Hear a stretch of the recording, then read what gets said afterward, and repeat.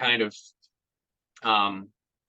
because acting is, what's so strange about it is, we sort of adore all these actors, but you've got to do these very often uncomfortable and embarrassing and strange scenes that reveal, you know, um, our most human and sometimes darkest sides of ourselves that Yeah. we like to reject, that we like to pretend don't exist.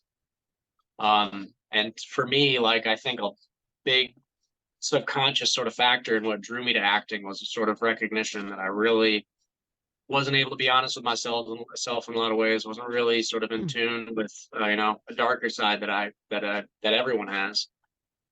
Um, and you can't really reject that as a human being or as an actor. And so it really makes, it will, if you do it right and you stick with it, it will make you discover yourself in ways that I don't really think much else can.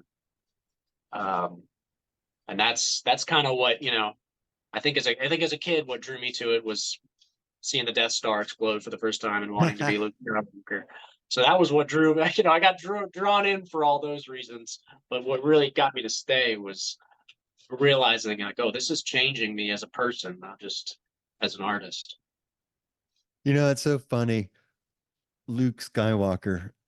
Oh yeah, Star man. Star Star Wars was. Wars was huge in my day. Mhm. And my buddy Tommy, who I started the show with, was a huge Star Wars fanatic. So for you to bring that up just kind of just bring makes his spirit come alive, I think. It just It's awesome. Yeah, makes me Star think, Wars is special, man. There's no yeah. imagination quite like George Lucas's.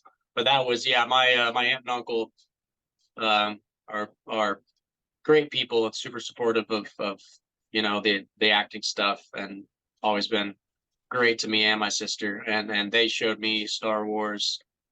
I think I probably would have been 4 or 5 in their beach house. So that was one of the first memories that I have. And the first movie that I saw in theaters was Phantom Menace.